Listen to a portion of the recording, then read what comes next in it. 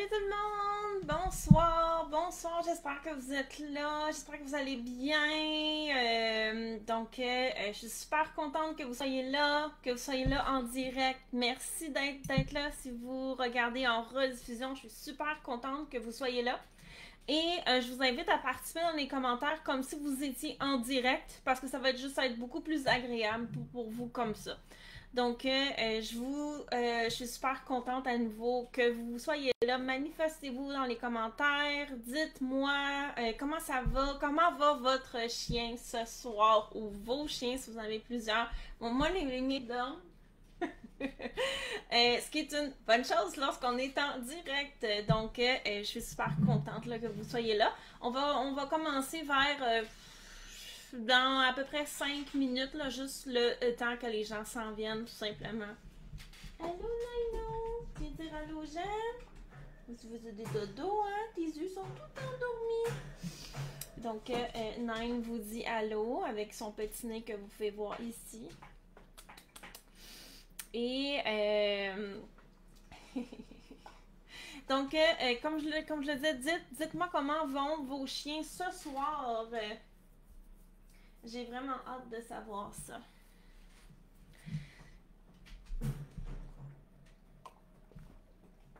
Donc, ce soir, on a un bon plan de cours. On va parler des 7 raisons pour lesquelles vous avez de la misère à ajouter de la durée à un comportement. Donc, lorsque je parle de comportement, hein, c'est un tour, mais c'est aussi n'importe quoi que vous demandez à votre chien. Souvent, en éducation canine, on a tendance à penser que les tours et les aptitudes dans la vie courante sont deux choses qui sont énormément séparées. Mais en fait, c'est important de voir que toutes les choses qu'on enseigne à nos chiens, que ce soit dans les séances d'entraînement ou dans la vie de tous les jours, pour votre chien, il n'y a pas de différence entre les deux. Et il faut en penser aussi, bien entendu, que l'entraînement, hein, c'est pas juste quand on s'installe avec notre sac de nanane puis qu'on entraîne comme ça ici nos chiens de manière formelle. L'entraînement, c'est 24 heures sur 24. Et une autre chose, au fond, une autre raison pour laquelle j'ai décidé de faire ce cours, de faire cette présentation-ci, et bien entendu, ce n'est pas un secret. Je lance ce soir un nouveau cours sur un atelier qui est pratique où on va ensemble, tout le monde ensemble, entraîner pour ajouter de la durée à un comportement que vous allez choisir. Donc, c'est pas un secret, je vous avertis d'avance. Et une des raisons pour lesquelles j'ai choisi de faire ça, donc, et l'atelier auquel, bien entendu, je vais vous inviter pendant la présentation à vous inscrire, et aussi cette présentation-ci qui est gratuite, alors que je vais beaucoup plus en général parler de gestion des émotions, réactivité.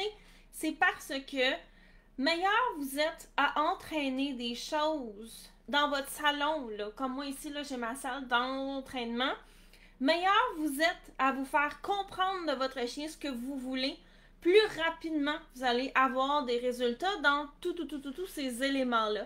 Et c'est pour ça que je vais encourager, regardez, je le sais que c'est pas tout le monde là, qui tripe sur l'entraînement, ok? Ceci dit, si vous écoutez cette présentation-ci, probablement que ça vous intéresse. Sinon, vous seriez en train de faire autre chose avec votre soirée. Mais, comme je le dis, j'encourage beaucoup mes étudiantes à perfectionner leurs aptitudes à entraîner des tours, des affaires, pas rapport, de se casser les méninges, j'essaie de voir, ok, comment est-ce que je pourrais régler telle chose dans des contextes où c'est pas important, où on s'en fout. Tu sais, est-ce que c'est grave que votre chien, là, vous prenez un cône, puis vous voulez qu'il apprenne à tourner autour, puis qu'il donne des coups de patte parce qu'il comprend pas? Est-ce que c'est important? Non. Mais d'être capable de comprendre pourquoi j'ai ça et comment est-ce que je suis capable de me sortir de cette situation-là pour avoir le résultat que je veux, lorsque on veut venir régler des choses qui concernent la vraie vie de tous les jours, où là on va ajouter une dimension de gestion des émotions là-dedans, ça va soudainement être beaucoup plus facile. Et c'est la raison pour laquelle j'ai fait à la fois cette présentation gratuite et l'atelier dont je vous parlais. Et ce soir, on va parler de 7 raisons pour lesquelles les gens ont de la misère à ajouter de la durée à un comportement. Et on va pas juste parler dans la séance d'entraînement, on va parler aussi dans la vie de tous les jours parce que ça va vraiment vous aider. Je vais juste me faire une petite note, je viens de penser à une 8e raison. Et je la mets ici. À la fin. Donc, on a Nathalie qui est là. Elle dit que tout va bien dans sa maison. On a Odette qui est là ici. Donc, je suis super contente que vous soyez là. Quand moi, j'enseigne live en direct, j'aime ça que les gens y participent. Il n'y a rien de plus plate pour moi que de parler tout seul devant ma caméra. Donc, faites des emojis, échangez dans le chat, dites des choses. J'aime vraiment ça quand c'est participatif. Plus vous participez, plus ça me fait plaisir aussi si vous voulez répondre à quelque chose que quelqu'un d'autre a dit pour dire hey, moi aussi j'ai une situation similaire de même. Ça me fait toujours plaisir. Donc, n'hésitez vraiment pas à participer. Hein? On n'est pas à l'école ici où, tu sais, comme le prof, il parle devant le tableau et on n'entend rien dans la salle à part ce que le prof dit puis le son de la craie sur le tableau. Là. On est ici pour avoir du plaisir et échanger. Donc, on a Brigitte qui vient d'arriver, il y a Maggie Laurence qui est là, il y a Amélie, donc je suis super contente que tout le monde soit là. On va commencer dans 1 minute, juste laisser le temps aux gens de finir d'arriver, tout simplement, et on va y aller après. Donc, il y a Marie qui vient d'arriver, je suis super contente.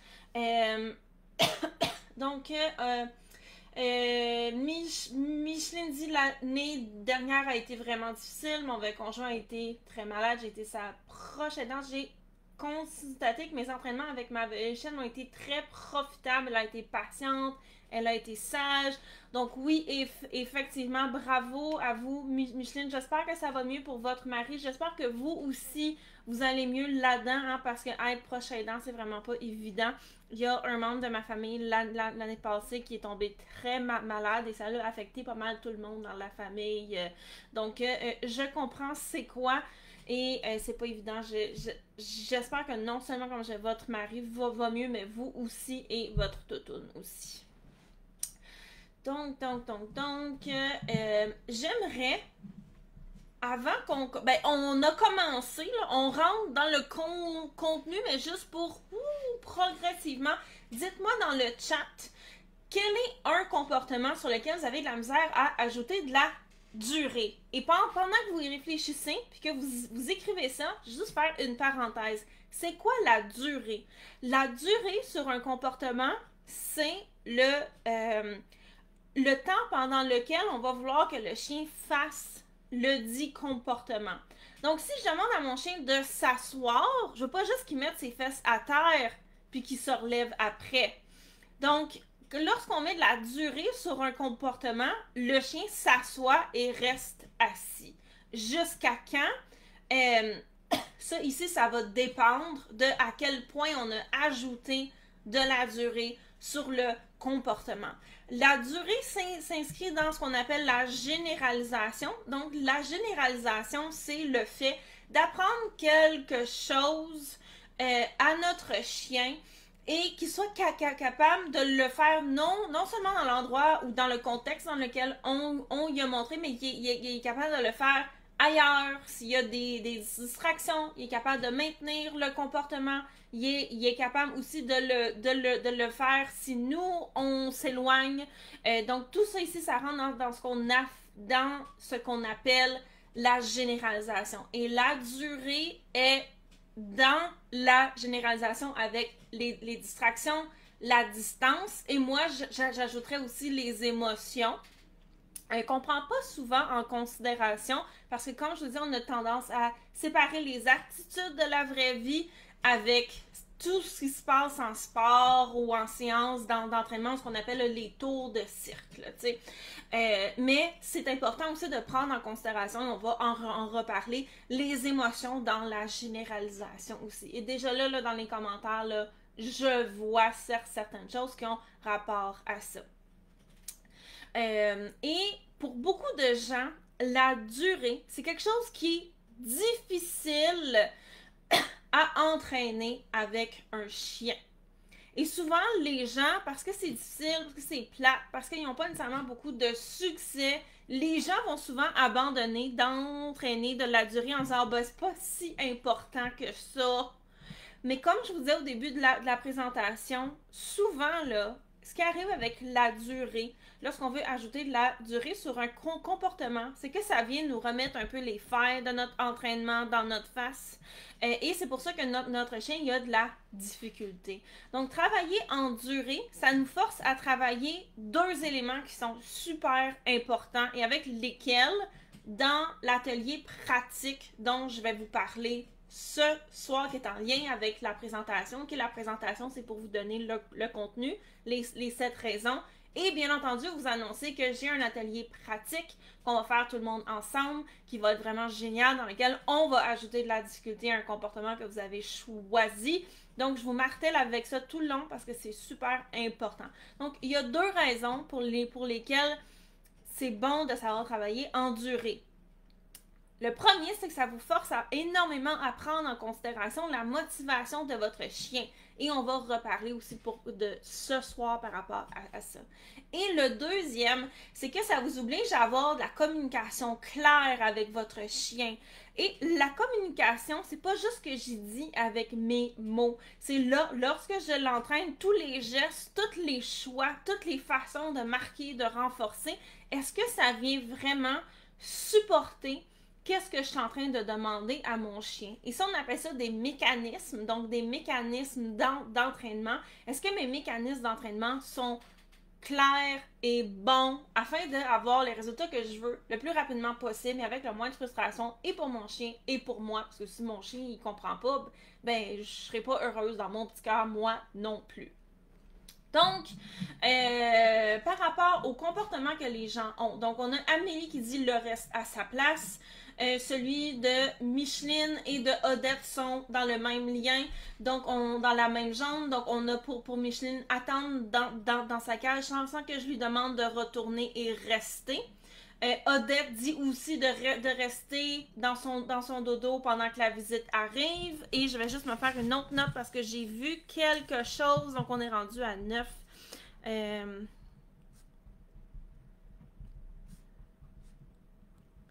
Ouais, parfait. Donc, on a Nathalie qui dit attendre à la sortie de l'auto. Et ça, ici, c'est super important. Que le chien se garoche pas en dehors du véhicule aussitôt qu'il y a une opportunité, parce que si jamais on ouvre la porte puis qu'il y a quelque chose, je sais pas moi, parce qu'on a besoin de prendre notre bouteille d'eau puis que notre chien sort alors qu'on n'est pas prêt, on a un chien lousse dans la nature puis on est comme avec le trafic puis tout ce qui se passe. Et aussi on a le tour de cacher son visage avec ta patte, donc le tour d'être gêné, le chien il fait ça. C'est super mignon, ça fait des belles photos. Et on va reparler dans le cas de... j'ai quelque chose dans les notes qui va être très important avec ça. Et ici, donc on a Brigitte qui dit de rester avant une compétition d'agilité. Malgré qu'elle ne vole aucun départ, je dois me méfier quand je le vois dans ses yeux, son excitation. Et... Donc, il faut probablement, Brigitte, que sans t'en rendre compte, afin d'éviter que ta chaîne se lève, tu mets de plus en plus de pression pendant que tu t'éloignes. Et ça aussi, c'est quelque chose qui serait à travailler. Et donc, Marie dit sortir et rentrer dans la voiture dans le calme. Et là, au fond, ce que je vous demanderais, Marie, c'est où vient la notion de durée à l'intérieur? Quel est le comportement en durée que vous voulez travailler là-dedans? Donc, on va commencer. Sérieux, là, je vais être franche avec vous. Souvent, quand je fais des présentations, c'est quand même assez long. Donc, ce soir, parce qu'on a beaucoup d'éléments, je vais essayer d'aller vite, OK? De ne pas m'étirer sur chacun. S'il y a des éléments sur lesquels vous avez des questions, allez-y dans le chat, qu'on se dit, moi, j'aime que ce soit par participatif. Je vais essayer d'aller vite. Ce que ça veut dire, c'est que dans l'atelier pratique, je vais reparler beaucoup plus en détail de certains des éléments et avec des démonstrations et comment arranger ça. Donc, Donc, ce soir, on va avoir un aperçu qui va vous aider. Là. Tous les éléments que vous m'avez nommés ici, ça va tout vous aider par rapport à ça. Vous allez avoir des choses pour vous aider dès ce soir. Et si vous en voulez plus, bien entendu, je vous encourage à vous inscrire. Je vais vous mettre le lien pendant la présentation. Et juste pour vous dire, par rapport à l'atelier, on commence ce jeudi. Donc, premier élément pour lesquels les gens ont de la misère avec la durée, c'est un classique. Je vais vous le dire, vous allez dire, ben oui, Eve, c'est évident. Et malgré ça, aussitôt qu'on est là, dans les groupes et qu'on voit des vidéos des gens qui travaillent, il revient systématiquement, les gens attendent trop. Donc, les gens attendent trop avant de renforcer, ce qui fait que le chien, il comprend pas ce qui se passe. Et je vais juste faire une petite note ici. Lorsqu'on travaille en durée, on veut aller vite afin de capturer, au fond, le moment où le chien maintient le comportement et renforcer ça. Et cet élément-là est particulièrement important si vous avez de la misère à avoir les débuts de la durée. Donc, beaucoup de gens, par exemple, qui vont travailler le prend, le hold, par exemple, le fait que le chien tient quelque chose dans sa gueule ou d'autres comportements que le chien, au fond, va arrêter rapidement de le faire. C'est souvent des gens qui attendent trop avant de venir renforcer. Et c'est pas évident au début parce qu'il faut aller vraiment vite. Et les gens ont l'impression de faire juste bourrer le chien de bonbons. Donc, cet élément-là est très important et beaucoup de gens font cette erreur parce qu'ils veulent que leur chien leur prouve qu'il a compris qu'il fallait qu'il maintienne la position. Mais si votre chien, là, il n'y a pas de durée sur un comportement, il n'a pas compris le concept qu'il fallait qu'il fasse ça, pourquoi vous voulez qu'il vous prouve quelque chose qu'il n'a même pas compris? C'est comme si vous installez un enfant devant des devoirs de mathématiques puis il ne sait même pas additionner. On va commencer par y montrer. Après ça, il va avoir du succès. Donc ça ici, c'est erreur numéro 1. C'est une classique. Vous l'avez probablement vu venir. Et je le mentionne quand même parce que même moi, là, dans les vidéos de l'atelier pratique, quand je faisais là, le montage, puis tout ça, j'ai mis une vidéo dans laquelle j'ai justement dit aux étudiants, là, regardez, là, ici, j'ai trop attendu. Puis c'est pour ça que ma chaîne se met à m'offrir d'autres comportements. Donc ça ici, c'est un classique et tout le monde le fait. Personne n'est à l'abri de faire ces erreurs-là, ce qui m'amène aussi à un autre point. Lorsqu'on entraîne, OK, le but, c'est de s'améliorer. Le but, c'est pas de se dire, il faut que je l'aille parfait du premier coup, OK, parce que ça n'arrivera jamais. Il y aura toujours quelque chose à améliorer. C'est une bonne chose. Si on était parfait du premier coup, on pourrait jamais s'améliorer puis avoir plus de résultats, OK? Ce serait vraiment plate. Mais je vous mentionne ça parce que beaucoup de gens veulent tellement faire la bonne chose qu'elles n'entraînent quasiment jamais parce qu'elles se mettent trop de pression sur leurs épaules. Les éléments dont je vais vous parler ce soir, tout le monde le fait. Ce qui ne veut pas dire que vous ne devez pas entraîner jusqu'à temps que vous réglez tout ça. Ce qui veut juste dire que lorsque vous entraînez, essayez de porter une attention particulière à ces éléments-là. Et surtout, si vous avez un problème en entraînement avec votre chien, demandez-vous lequel de ces éléments-là pourrait être en train d'interférer avec vous. Parce que sérieux, là, une grosse partie du succès en entraînement, c'est pas d'être parfaite du premier coup, c'est lorsqu'on a un pépin ou une erreur, on est capable de venir la corriger parce qu'on sait comment. Et ça veut dire aussi d'être capable de voir c'est quoi les erreurs potentielles que je suis en train de faire. Donc, une pas bonne entraîneuse va critiquer son chien lorsqu'elle n'a pas les résultats qu'elle veut. Une bonne entraîneuse va essayer de regarder qu'est-ce que j'ai fait qui fait que c'est pas clair pour mon chien ce que je veux. Et ce soir, on va parler de plein d'éléments pour justement rendre ça le plus clair possible. Celui-là ici, je vais le mettre un petit peu plus loin ici. OK. Le deuxième élément, c'est parce que les muscles de votre chien ne sont peut-être juste pas capables de faire de la durée. Et ça, on le voit sur des comportements comme la belle, Des comportements qui demandent de la flexibilité à votre chien, comme par exemple de mettre la patte sur le museau et de rester dans cette position-là. Des comportements aussi qui demandent au chien d'être déséquilibré. Ça ne veut pas dire de ne pas les travailler, absolument, parce que c'est comme ça que le chien va se renforcer. C'est comme ça qu'il va développer des bons muscles. Et en entraînement, on va souvent venir solliciter des muscles qui ne sont pas sollicités dans la nature. C'est ça le but. Mais il va falloir qu'on comprenne que lorsqu'on ajoute de la durée sur ces comportements-là, le chien a peut-être compris ce qu'on voulait, mais il n'est peut-être pas physiquement capable de le faire. Et vous allez devoir ajuster votre comportement, votre entraînement à ce que votre chien il est physiquement capable de faire aussi. Et celui-là, il est très, très, très, très, très important. Comme par exemple, Ellie adore faire la belle, mais comme lorsque c'est blessé il y a 1 an et demi, sa capacité à maintenir le comportement a diminué. Elle s'est fait mal, c'est normal. Donc, ce que j'ai fait, c'est que j'ai rebâti tranquillement de la durée sur le comportement. Est-ce qu'Ellie savait ce que je voulais? Absolument. Avant, là, elle était capable de faire la belle, toute mignonne. J'étais même capable de donner un jouet. Puis elle le tenait comme ça ici. Puis j'avais commencé à y montrer aussi à tenir un truc dans sa gueule pendant qu'elle faisait la belle. C'était super cute, ça faisait des belles photos. Après qu'elle s'est blessée, elle était plus capable de faire ça. Le problème, il était pas dans sa tête, là. C'est pas parce qu'elle avait pas compris ce que je voulais. Ellie savait parfaitement ce que je voulais. Elle était juste pas capable de le faire. Qu'est-ce qui serait passé si j'avais continué à dire fais la belle, Ellie, fais la belle, en continuant, ben là je fais ça parce que c'est mon cue physique,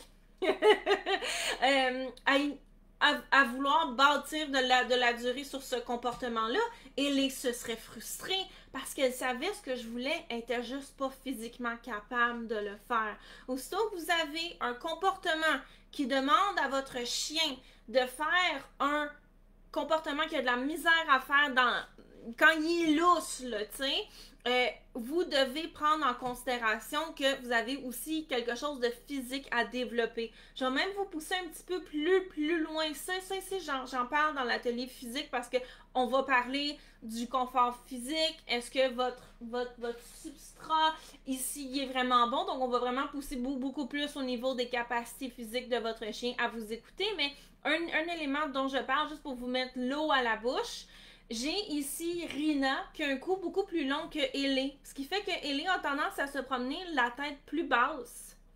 Donc, si je demande un tour à Ellie qui demande qu'elle tienne sa tête haute, il va falloir que je prenne en considération que physiquement, c'est plus inconfortable pour Ellie de faire ça que Rina. Est-ce que ça veut dire de jamais le pratiquer? Non.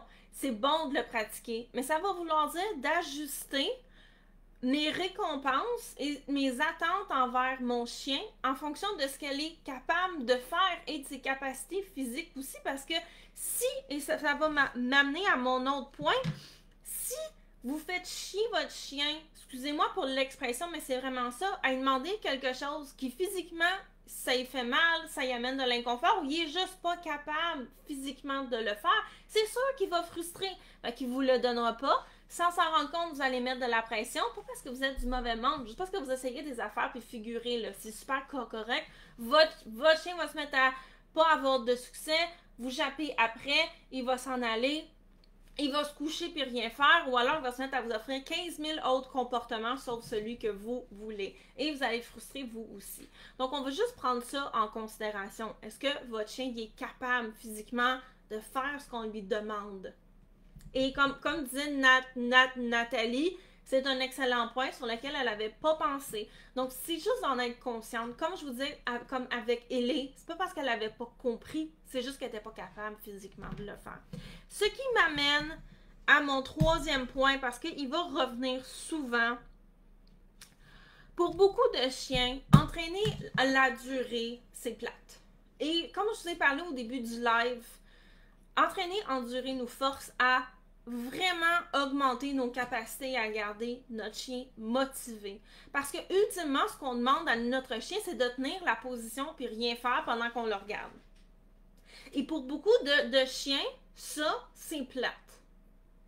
Donc, ça veut dire que pour beaucoup de chiens, si votre chien ne voit pas l'avantage de faire ça, s'il n'y a pas de fun, si c'est plate, ça ne tentera pas. Oui, il va peut-être le faire pour faire une activité avec vous, pour vos beaux yeux. Mais à un moment donné, si c'est plate, il va juste s'en aller tout simplement. Qui ici a de la misère à faire ses devoirs à ses enfants le soir, c'est un peu la même chose.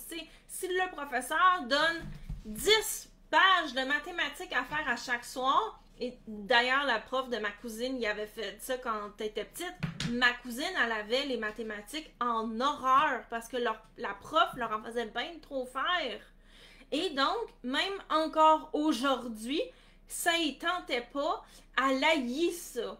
Lorsqu'on travaille en durée, il faut prendre en considération qu'à la base, ce qu'on demande à notre chien, c'est plate. Est-ce que ça veut dire de jamais le faire? Absolument pas, là. La vie, là, c'est pas juste du fun, OK? Sauf que c'est notre responsabilité en tant que maîtresse, en tant qu'entraîneuse, de se demander comment je peux rendre ça plus agréable pour mon chien pour qu'il veuille participer à mon jeu. Et de travailler en durée, ça va vous forcer à vraiment devenir meilleur, à évaluer la motivation de votre chien et trouver des solutions par rapport à ça.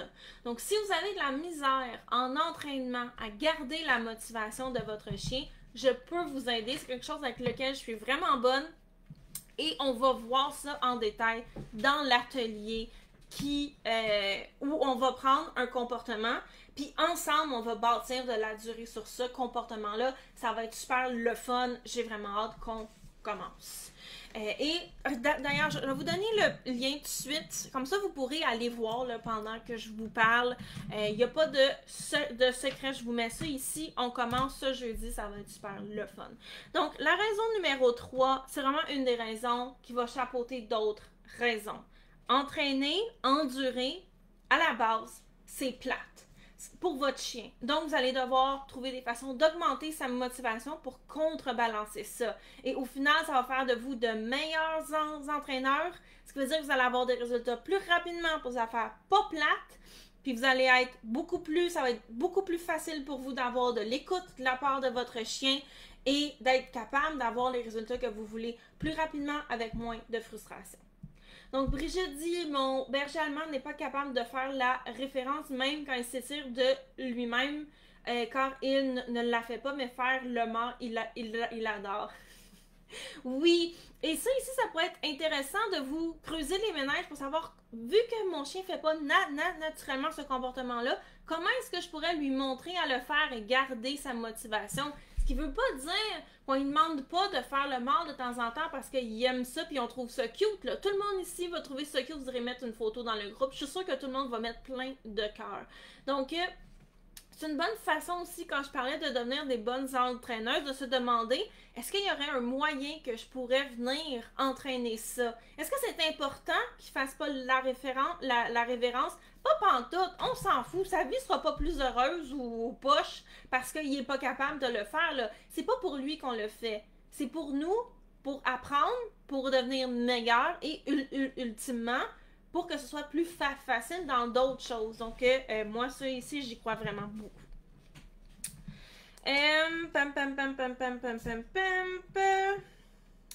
Donc, ça ici, on en a parlé. Donc, oui, on va passer à un autre élément où là, ici, on rentre dans les émotions. Des fois, on n'est pas capable de bâtir la durée sur un comportement parce qu'on a de la compétition. Aussitôt qu'on est dehors, aussitôt que il se passe de quoi. On a aussi, c'était qui, je vais retourner, je me souviens plus si c'était Odette ou quelqu'un d'autre. Oui, Odette, qui dit que son chien devait résister sur son dodo, donc j'imagine son coussin, pendant que la visite arrive. Donc, aussitôt qu'il se passe quelque chose dans l'environnement, allô, Rin, je viens dire allô? On va avoir de la compétition, c'est-à-dire des distractions.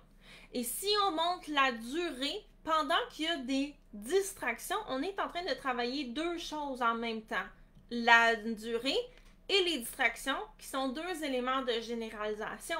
Donc, on vient de doubler le niveau de difficulté pour notre chien. Mais qu'est-ce qu'on a dit précédemment? Qu'à la base, travailler en durée pour les chiens, c'est un peu plate. OK? Donc, qu'est-ce qui se passe? Si vous demandez à votre chien, par exemple, de faire un assis-reste, OK? Je dis n'importe quoi, OK? Ça peut être n'importe quel autre comportement, on s'en fout. Puis, il y a un écureuil là-bas. Puis là, vous êtes planté devant votre chien, puis vous attendez, OK? Donc, ici, on est à raison numéro 1, on attend trop. Qu'est-ce qui va se passer? Dites-moi dans le chat, qu'est-ce que vous pensez qui va se passer dans une situation comme celle-là? Donc, je répète, on travaille la durée sur un assis-reste, OK? On s'en fout, ça peut être n'importe quel autre comportement. On est dehors, il y a des écureuils, puis là, on est planté devant notre chien, puis on attend, là. Qu'est-ce qui va se passer dans ce cas-là? Donc, dites-moi dans le chat ce que vous pensez qui va se passer.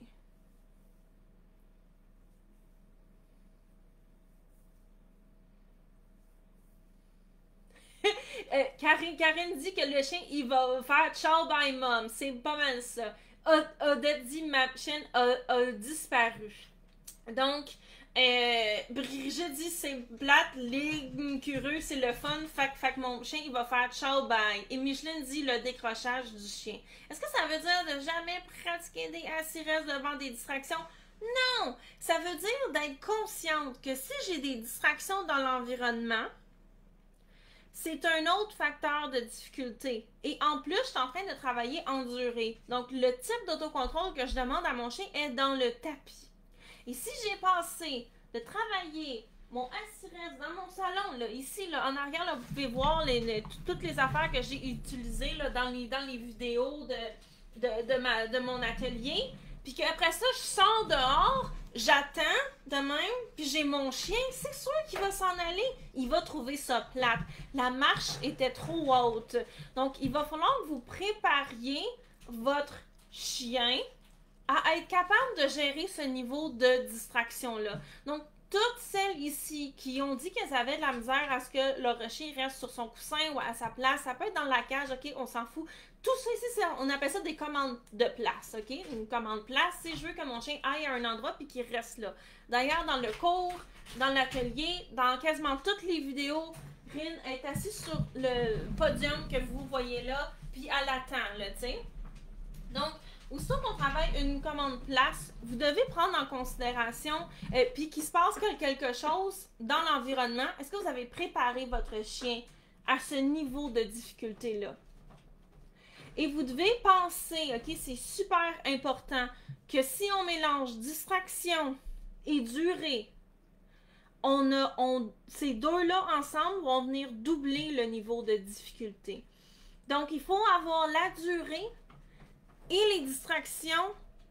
Il faut que les deux soient bons pour qu'on soit capable de mettre les deux ensemble. Donc, on va trouver des façons de combler les marches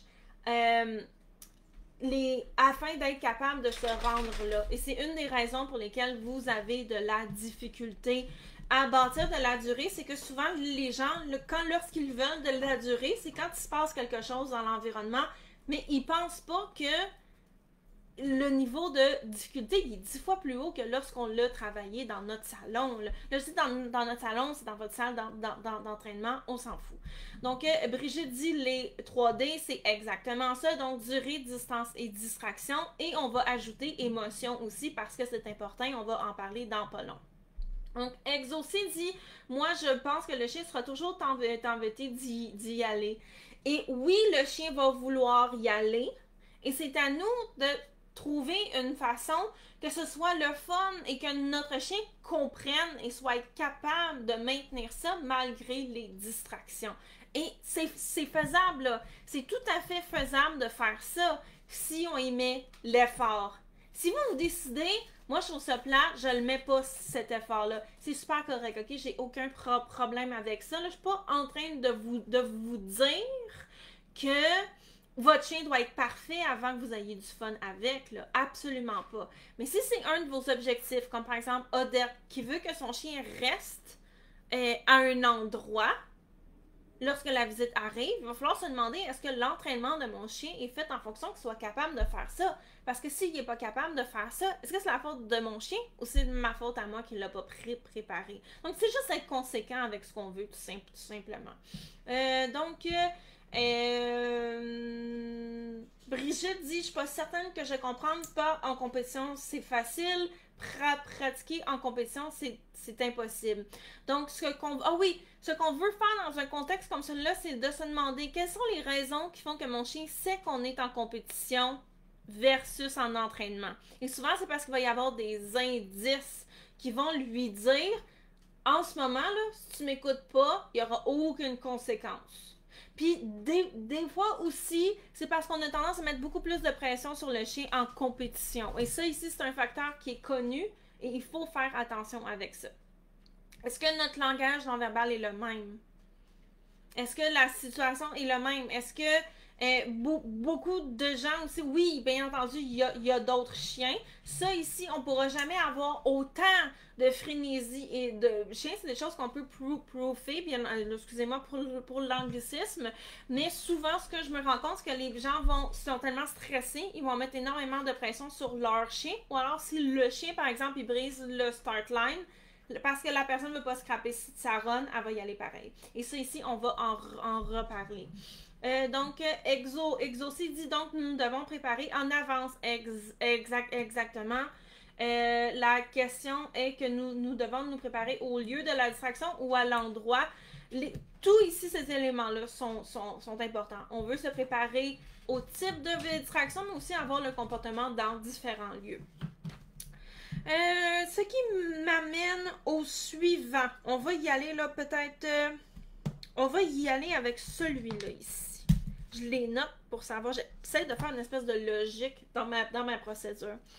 Erreur suivante. Donc, erreur numéro 5. Un autre des raisons... Parfait, Brigitte. Donc, Brigitte dit, elle n'a jamais brisé, mais j'aimerais bien en être certaine. Là... Je dis juste, j'ai vu ça. Je ne sais pas nécessairement que c'était votre cas, mais c'est des choses que j'ai déjà vues. Donc, des chiens, des fois, ne respecteront pas la durée, et ça va avec exactement ce qu'on vient de dire sur les start lines en agilité, parce que le fait de ne pas nous écouter est renforcé. Si j'ai mon chien, OK, puis que je pratique mon assis-reste, comme je disais, je suis dehors, j'attends, puis là, il y a un écureuil, puis mon chien part, puis va avoir du fun à chasser l'écureuil. Mon chien va avoir une récompense massive du fait qu'il a pu aller s'énerver à un écureuil. Tout seul, c'est pas la fin du monde. Parce que ce qui est important, c'est qu'est-ce qui arrive dans la majorité des cas. Si je vais chercher mon chien, pas pour le chicaner, puis bon, c'est un petit maudit, là, tu sais, correctement, je vais le chercher, je recommence, je baisse mes critères, j'ai du succès, mon chien apprend que, oui, il y a un écureuil, mais t'es capable de te concentrer pareil, puis je peux même utiliser Prémac, celles qui connaissent le principe, pour lui permettre d'y retourner de temps en temps, ok, j'en ai déjà montré dans un cours, si jamais, mon chien apprend que, hey, c'est pas, regarde, je suis capable, puis d'écouter, c'est très payant. Dans un contexte comme celui-là, c'est pas la fin du monde, ok? J'ai fait une erreur, j'ai vu, j'ai corrigé mon erreur, c'est pas grave. Une erreur dans plein de réussites, c'est pas un problème. Des situations que je vois souvent, c'est lorsque les gens sont distraits, lorsque leur attention est occupée ailleurs, le chien, systématiquement, il est payé à pas écouter. Si on veut que le chien reste à un endroit, puis qu'il se lève pour aller, je sais pas moi, dire allô à la visite, aller venir se shinker les fesses devant nous parce qu'il s'ennuyait ou peu importe quoi, puis qu'on le retourne, puis après ça il s'en revient, puis on le retourne, puis qu'il s'en vient, et que notre chien, il comprend que quand il est sur le tapis, on l'ignore, puis quand il s'en vient nous voir, il y a de l'attention. Ben, qu'est-ce qui est payant dans un contexte comme celui-là? Est-ce que le comportement qu'on veut, c'est celui qu'on paye? Et il faut toujours penser que c'est le chien qui choisit la paye, c'est pas nous. Puis pour certains chiens qui s'ennuient sur leur tapis parce que c'est long et c'est plate, puis qui se lèvent, puis que là, soudainement, on leur donne de l'attention pour leur dire de retourner sur le tapis, c'est payant. Donc, il faut faire attention à ne pas nécessairement renforcer le fait que le chien ne nous a pas écoutés. Il faut penser aussi que c'est pas juste nous qui donnent les renforcements. L'environnement donne des renforcements. Okay? Les renforcements, c'est pas juste des nananes qu'on va donner. Tout donne des notions de renforcement. Ce qui veut pas dire que le chien se lève de rien faire parce qu'on veut pas le renforcer. Bien entendu, il faut qu'on agisse parce qu'on veut pas que le fait qu'il soit levé soit payant. Mais après ça, il faut prendre en considération, est-ce que c'est mon chien qui a fait une erreur? C'est possible que oui. Les erreurs, ça arrive. Là. Les chiens, ils en font.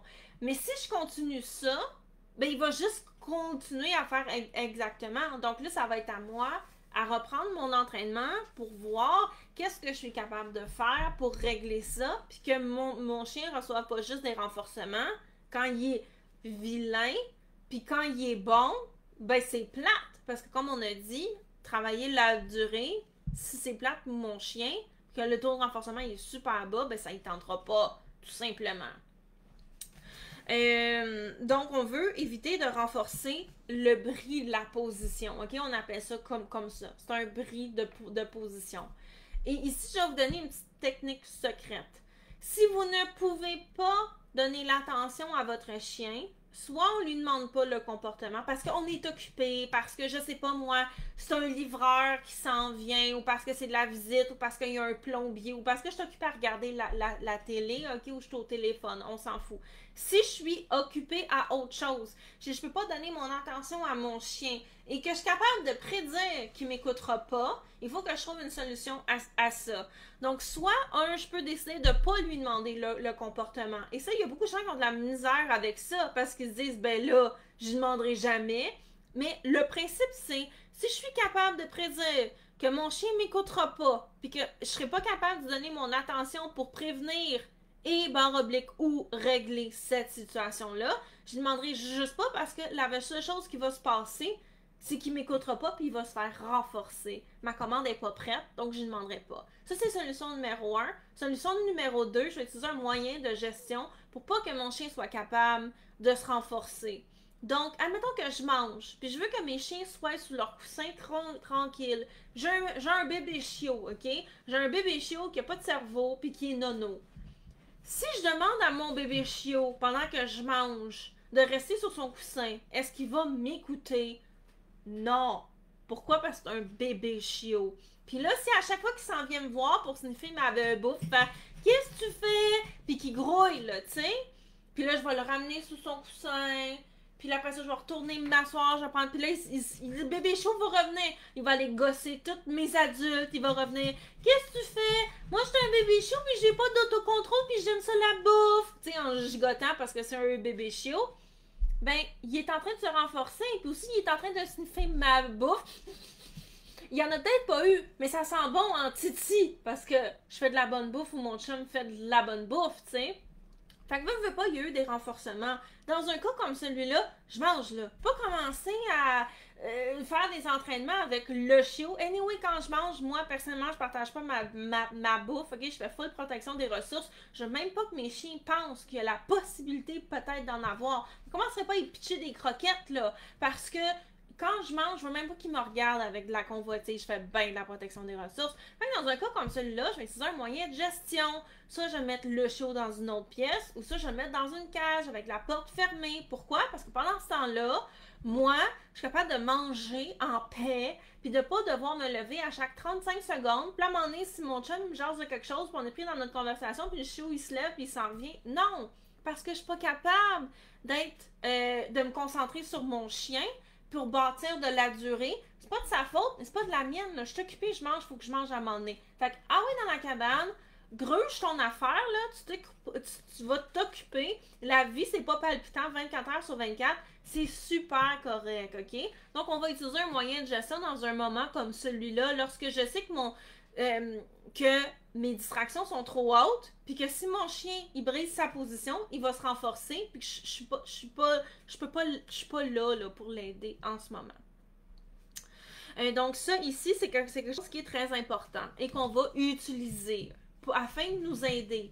Puis progressivement, je vais travailler ça en parallèle. Puis un jour, mon chien va être capable d'être couché, puis s'occuper, puis faire ses affaires dans un cas comme celui-là. parce que il ne sera pas renforcé 350 milliards de fois à pas écouter la consigne. Dans le cas du bébé chiot, parce qu'il est juste pas capable de le faire mentalement. Donc ça ici, je ne l'ai pas mis dans les raisons, mais c'en est une autre. Est-ce que votre chien, au niveau de son développement, il est capable de faire... Tu sais, on a parlé, est-ce qu'il est physiquement capable de faire ce que vous lui demandez? Mais c'est important aussi, dans le cas des chiots, de se demander, est-ce qu'ils sont juste capables, point, de faire ce que je demande, tu sais? C'est un bébé, là. On peut pas commencer à travailler en durée avec un chiot qui a 2 mois et demi. Il est même pas capable de se concentrer aussi longtemps que ça, tu sais? Donc, c'est juste d'être conseillé. Puis, en passant, je l'ai vu, là, du monde qui veulent faire des assis-restes pendant 3 minutes avec un chiot de 3 mois, je veux dire, est-ce que c'est vraiment une priorité dans un cas comme celui-là? Moi, je travaillerais d'autres éléments avant, tu sais. Donc, ça ici, c'est quelque chose qui est important. 6. Est-ce que j'ai pris en considération les émotions de mon chien pendant que je demandais de la durée? Et ça va avec le start line et ça va aussi avec la visite. Donc, là, ici, on est dans un contexte où il se passe quelque chose. On est dans de la généralisation. Je vous l'ai dit, dans la généralisation, vous devez prendre en compte les émotions de votre chien. Est-ce que votre chien, si vous avez pratiqué le tour, OK, dans votre salon, quand votre chien était zen, nerd, je veux dire, il s'emmerdait, il n'y avait rien d'autre à faire, fait que, OK, cool, on va faire des entraînements, je veux dire, c'est mieux que de t'emmerder en pensant aux écureuils, tu sais, sur le coussin, de même. Dans un contexte comme celui-là, mon chien, il est réceptif, ça y tente, il est zen. Ensuite, il va falloir que je travaille à venir m'assurer que mon chien est capable de faire le comportement dans différents états émotionnels. Beaucoup de gens vont dire qu'on ne devrait jamais travailler un chien qui est émotif. Je ne suis pas d'accord avec ça, mais je vais mettre un bémol. Lorsque je travaille un chien, je veux qu'il ait une certaine réceptibilité en fonction de son état émotionnel. Si j'ai un chien là en pleine réaction, ok, on va reparler de la réactivité dans, oui, là. Si j'ai un chien qui est en méga réaction, là, tu sais, il est debout sur ses pattes, là, il est dans les airs, il est en train, il a la crête levée ça de haut, là, il est en train d'engueuler, il est full-on réaction. Puis j'ai dit, assis, reste. Est-ce que ce chien-là va m'écouter? Jamais. Est-ce que c'est une bonne idée d'y demander? Ben non. Qu'est-ce que tu fais là? Sors ton chien de cette situation-là, là, fais ce qu'il faut, puis, tu sais, peut-être qu'il y aurait quelque chose à faire avant qu'il soit en méga giga réaction. Hein? Ceci dit, s'il y a certaines choses dans l'environnement qui sont pas genre des méga giga, si j'ai un chien qui est anxieux, là, ok, je vais pas aller le mettre devant la pire chose qui le fait mettre en panique. Puis après ça, il demander qu'il y ait une écoute, ça arrivera pas, ok? Ça, c'est pas cool de faire ça. Ceci dit, je veux quand même que si jamais il y a des micro-peurs, il soit quand même réceptif. Et c'est ici, je vous dis ça avec énormément de bémol, ok? Parce que je compte sur votre intelligence, d'être capable de faire preuve de discernement, de ne pas aller mettre votre chien dans des situations qu'il n'aime pas, juste pour le forcer à vous écouter. Mais il y a des situations de la vie, par exemple, quand on se promène, quand on ci, quand on ça, qui vont faire en sorte que mon chien sera peut-être pas dans l'état émotionnel optimal. Je veux quand même que mon chien soit capable de m'écouter. Voici un secret. Je veux que quand mon chien m'écoute, la situation qu'il n'aime pas se règle. Ce que vous ne voulez pas faire, c'est travailler des comportements où lorsque votre chien vous écoute, la situation émotionnelle rempire. Exemple classique en réactivité, le monde voit un déclencheur, le chien voit le déclencheur, il demande à leur chien de s'asseoir et de regarder le déclencheur, par exemple un autre chien se rapprocher. Et là, la personne elle reste là, puis elle est là, assis là, reste, reste, reste, reste. Tout le long pendant que l'autre chien se rapproche puis commence à fixer votre chien avec des yeux, tu sais. C'est pas cool pour le chien. Puis qu'est-ce qui va se passer? Il va finir par exploser. Parce que tout le long, il gardait ça en dedans en essayant d'être bon. Puis là, à un moment donné, là, il en peut plus. Puis il va exploser en réactivité. Là, la personne, elle va dire, je comprends pas, ça marche jamais, ok? En passant, ça, je l'ai déjà fait, ok? Je l'ai déjà essayé lorsque j'ai eu ma première chienne qui était réactive. C'était ça les conseils qu'on donnait. Fait que tout le monde faisait ça parce que c'était comme ça qu'on disait de faire. Puis personne n'avait de succès. Tout le monde braillait. Je comprends pas, ça marche pas, ok? Si vous faites ça, vous êtes en train malheureusement de punir votre chien de vous écouter parce que tout le long il vous écoute, son état émotionnel s'aggrave. Avant de travailler ça, là, genre vraiment plus tard, la façon que vous voulez, c'est que si votre chien a une émotion, puis que vous lui demandez, là je vous dis pas genre, il est en une émotion, genre c'est la fin du monde là. Il est en début d'émotion là. Genre il y a une émotion dans son petit cœur, un petit peu d'excitation, qu'elle soit positive ou négative. Il est encore réceptif. Rarement c'est à ce moment-là que c'est le temps d'intervenir. Pas quand votre chien est en méga réaction ou qu'il est parti après l'écureuil. C'est quand il l'a vu, puis comme « Ah, c'est un écureuil, j'aime ça », mais comme « Ah, je suis pas sûre, genre j'y vais-tu ou j'y vais pas ». Tu sais, c'est à ce moment-là. Hein? Les émotions, c'est positif ou négatif, mais c'est la même chose dans ce contexte-ci. Donc, c'est là qu'on va travailler certaines choses et on va s'arranger, surtout les émotions négatives, donc peur, réactivité, protection des ressources, que lorsque qu'on demande à notre chien vienne régler l'état émotionnel de mon coco.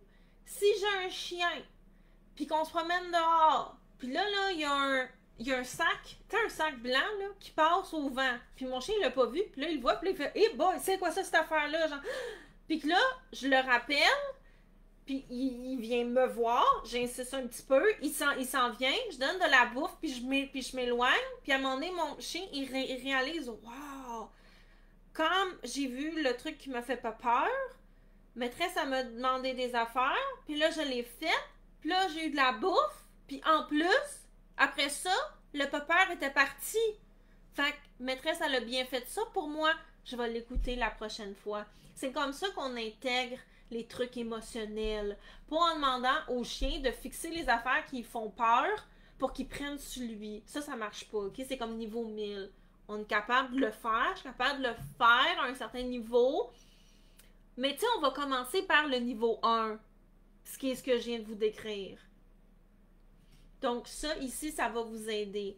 Et d'ailleurs, vous voulez aussi travailler en distraction positive parce que tout ce qui est en bouffe, jouets, les écureuils, les affaires que votre chien veut, parce que si jamais il arrive un problème, parce que non seulement vous travaillez vos distractions, mais vous travaillez l'état émotionnel de votre chien aussi. Puis pendant que vous faites ça, eh bien, votre chien, il apprend à écouter même s'il y a des émotions de « Ah, bon sang, j'ai envie d'y aller ». Et l'autre raison, c'est que si jamais il arrive un problème, c'est pas la fin du monde que votre chien se garoche sur la bébelle, vous allez aller la chercher, vous allez recommencer. C'est beaucoup plus grave si votre chien fait une grosse crise de réactivité ou de panique ou on s'en fout ou qu'il se met à protéger dans le tapis, ok? Donc ça ici, c'est une bonne chose. Pas nécessairement pour apprendre la gestion des émotions à votre chien, que la gestion des émotions passe par vous, puis un bon encadrement. Ce que j'apprends dans mon programme Mon Chien Réactif, ça n'a rien à voir avec ce qu'on parle ce soir. Un petit peu pareil, je vous ai donné des conseils, mais ça vous montre comment être capable de travailler en distraction émotionnelle. Donc, on va commencer avec des choses que votre chien, c'est positif, avant de commencer avec du négatif. Parce que si vous n'êtes pas capable de décortiquer du positif, vous êtes encore moins capable de décortiquer du négatif, là. Parce que le danger, il est beaucoup plus haut. Donc, Odette dit, et en passant les autres dont j'ai pas vu vos questions, je vais y revenir après, ok? C'est juste parce qu'on va en parler après. Donc, Odette dit, c'est comme ça que ma chienne est, quand la visite arrive, elle a la misère à se concentrer, elle réussit à s'asseoir ou aller sur son coussin, mais 3 secondes. Donc, dans un cas comme celui-là, Odette, ce qu'on pourrait faire, c'est appeler du monde pour leur demander, hey, est-ce que tu m'aiderais à venir entraîner ma chienne? Et là, quand les gens vont arriver, vous allez demander votre commande à votre chienne. C'est une distraction qui est positive, j'imagine, dans votre cas. Ok, elle veut aller voir le monde. Idéalement, ça a peur du monde, je vous recommande moins ça. Okay, là, on va y aller plus avec un autre type de protocole. Mais admettons là, qu'elle aime le monde. Ben, on lui demande d'aller sur le coussin. Pendant ce temps-là, on est avec elle. On l'entraîne. Elle est capable 3 secondes. Fait qu'on va lui demander 2. On va renforcer, on va payer, on va lui donner la permission d'y aller, elle va aller dire allô, puis après ça, on va lui dire de retourner sur le coussin. Puis on va bâtir de la durée comme ça. Et de pratique en pratique, on va être capable de demander de plus en plus longtemps. Mais je me fierai pas sur elle en ce moment pour aller sur le coussin puis être une bonne fille. Elle n'est pas rendue là. Fait que je vais utiliser soit de la gestion, comme des barrières, des affaires de même, ou ben, je vais m'accoter puis l'entraîner, comme je vous disais. Puis, vous pouvez aussi décider que c'est plate, ça me tente pas, je le ferai pas. Ok, c'est correct. Personne ici est tenu à ce que nos chiens sont parfaits sur tous les points. Tu sais, même moi, là, il y a des affaires que mes chiens sont pas parfaits. J'étais au courant et j'ai pris la décision que pour moi, c'est pas une priorité. Mais je vis avec les conséquences de mes choix aussi. La nuance que j'essaie de faire, c'est je veux pas que vous mettiez la barre tellement haute que vous fassiez rien. Il y a des choses que vous pouvez décider. C'est pas pour moi, je m'en fous. Puis c'est correct, mais j'aurais pas ces attentes-là envers mon chien. Bon exemple. Le rappel du Shiba Inu à mon chum, Tumo, il est pourri, ok? Mon chum est très au courant, il s'en fout. Lui, il vit bien avec ça, c'est pas une priorité.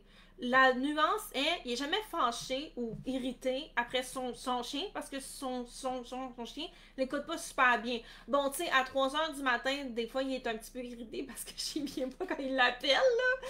Mais en général, il a jamais remis la responsabilité de son choix sur son chien, qui est un chien, ultimement. Lui, il sait-tu qu'il est pas entraîné pour ça?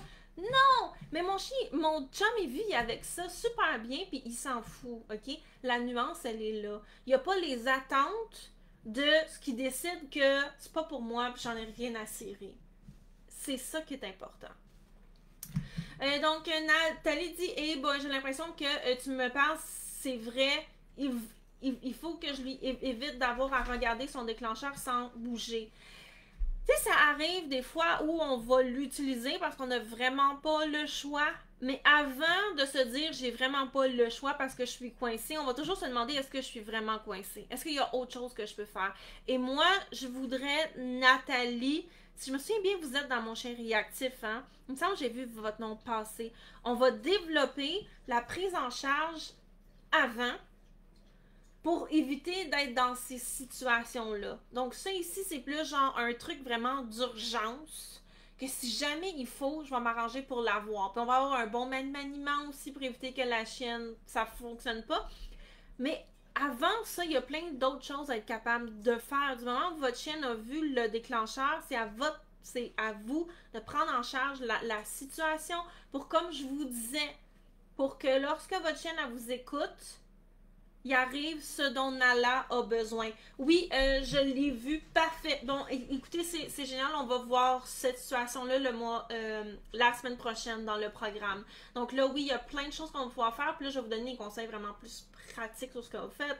Votre maniement, est-ce que vous faites les bonnes choses? Donc, merci pour la vidéo, puis c'est sûr que ça va vous aider. Tout le monde qui est dans le programme, soyez là la semaine prochaine pour le coaching sur le leadership. On va parler, ça n'a rien à voir avec la durée, mais on va regarder la situation de Nathalie avec Nala et elle a de la misère à savoir qu'est-ce que je fais quand Nala voit un déclencheur. On va tout regarder ça. Puis merci pour les informations supplémentaires parce que ça me donne plein d'idées de choses. Donc, on va y aller avec ça ici, on en a parlé. On va y aller avec celui-là ici. Puis après ça, les deux autres, je vais les condenser pour qu'on se laisse. Un autre problème de la durée, qui est en lien aussi avec certaines choses. On en a parlé légèrement, mais je veux vraiment venir le mettre tout seul. C'est que les gens vont se déconnecter de leur chien après leur avoir demandé quelque chose. Donc ça ici, j'ai vu ça souvent en cours de groupe. J'ai commencé comme éducatrice canine en donnant des cours de groupe, puis maintenant je donne des cours de groupe en ligne. Parce que j'aime vraiment ça.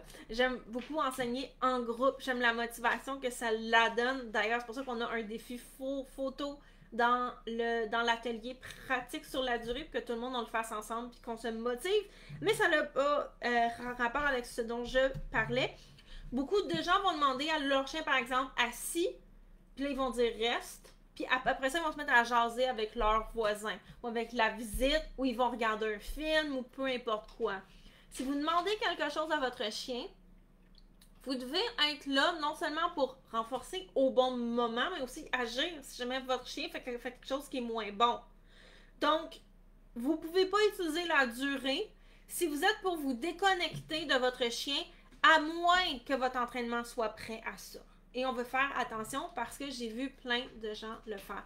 C'est moins le cas lorsqu'on entraîne dans notre salon, parce que là, on a juste ça à faire, là, regarder ce que notre chien fait. Mais aussitôt qu'on parle de durée dans la vraie vie, je le vois souvent. Et c'est quelque chose avec lequel on veut faire attention. On ne veut pas utiliser la durée comme une béquille pour pas que notre chien dérange si on ne l'a pas entraîné à ce niveau-là. Ensuite, celui-là ici, je l'aime, ok? Ces deux-là, en fait, sont séparés, mais là, je vais les mettre ensemble pour aller beaucoup plus loin, pour condenser, pour aller plus vite, excusez. Mais dans l'atelier pratique, j'en reparle énormément parce que c'est super important. On a parlé que travailler en durée, les filles sont en train de jouer en arrière, et les Pirina. Travailler en durée, oui, Rin, je t'ai vu, va jouer là. Ça nous force à travailler la motivation et ça nous force à travailler la communication claire. Beaucoup de gens, lorsqu'ils travaillent en durée, vont récompenser de manière contradictoire à leur chien. Et je vous fais passer même un petit test que vous faites avec votre chien pour savoir est-ce que vous renforcez pas de la bonne façon. On a des vidéos de démonstration dans l'atelier pratique sur la durée, dont je vais vous remettre le lien. Donc, je vous attends, bien entendu, dans l'atelier. Ça va être vraiment génial. Et là, là, j'arrive pas à vous mettre le lien. Attendez. Pour ce soir, je vais vous dire ceci. Lorsque vous renforcez votre chien, OK? Renforcer, c'est lorsqu'on paye le chien, OK? Pour avoir fait ce qu'on lui demandait. Est-ce que la façon, mais je vais vous laisser mijoter à ça, là. Je veux que vous réfléchissiez. Est-ce que la façon que vous payez votre chien est compatible à ce que vous y avez demandé? Votre chien va toujours vouloir faire ce qu'il faut afin d'avoir son renforcement le plus rapidement possible. Parce que plus c'est long avant d'avoir le renforcement, plus la valeur du renforcement baisse. Donc, ça s'appelle l'économie de comportement. Il y a un terme fancy pour ça. Mais là, je ne vous écœurerai pas avec des termes fancy à soir. Je fais juste vous résumer. Votre chien va toujours faire ce qu'il faut pour avoir son nanan le plus vite possible. Est-ce que la façon que vous donnez le nanan à votre chien est compatible avec ce que vous voulez? Donc, est-ce que ce que vous voulez, c'est ce qui va y amener son nanan le plus vite possible ou non? Et ça, ici, je vous dirais que plus que 50% des problèmes des gens pour bâtir de la durée, c'est là-dedans. Ils ne renforcent pas de la bonne manière, ils n'ont pas le bon marqueur, ce qui fait que ils donnent des informations contradictoires à leur chien. Et ça, on en parle en long et en large dans l'atelier pratique. Pour justement voir qu'est-ce que vous pouvez faire afin que ce que vous voulez, ce soit ce que votre chien il veut faire aussi. Et après ça, on ajoute des notions d'autocontrôle où je vous explique tout comment pour être sûr que le chien il a vraiment bien compris. Oui, je vais faire la bonne chose parce que maintenant j'ai compris qu'est-ce que tu voulais, puis je vais le faire correctement. Donc ça ici, c'est super important et je vous laisse à nouveau là-dessus, je le répète une autre fois. Est-ce que la façon que vous payez est compatible avec les résultats que vous voulez? Et réfléchissez à ça parce que beaucoup d'erreurs se trouvent là. Donc, ça ici, ça résume nos points qu'on a vus ce soir. Je vais les répéter dans pas long et après ça, les poser dans les questions. Si vous avez des questions, allez-y. Si vous avez trippé, venez. Là, à soir, c'était théorique. OK? On a vu les raisons pour lesquelles ça ne fonctionnait pas. Si vous voulez venir pratiquer la durée, inscrivez-vous à l'atelier. c'est pratique, on va entraîner ensemble. Oui, il y a des notions, bien entendu. Les vidéos, c'est des vidéos courtes. Il n'y a pas de longueur. La plus longue, elle fait 12 minutes, je pense. Ça va être vraiment le fun. On va entraîner ensemble. C'est 7 jours. Après ça, la formation, elle est à vous. Là. Vous pouvez la regarder autant de fois que vous voulez. Mais si vous voulez venir pratiquer un comportement en durée, c'est le moment pour le faire. Pour l'atelier, vous allez choisir un comportement que vous voulez que votre chien fasse et pendant 7 jours, on va ajouter de la durée sur le comportement. Okay, c'est pas grave si vous sautez une journée, là, on s'en fout. Là. Moi, j'ai mis un cadre parce que c'est motivant pour vous et à la fin, on va donner un défi. Ça va être vraiment cool. Puis je vais venir vous aider étape par étape de comment avoir les débuts de la durée. Hein? Souvent, là, je vous disais l'espèce de fraction de seconde où le chien maintient la position. Donc, de ça à je suis capable de me rendre à prendre mon téléphone puis prendre une photo de mon chien qui maintient le comportement. Donc, ça ici, c'est le défi qu'on se lance. Et en parallèle à ça, à chaque jour, on va pratiquer.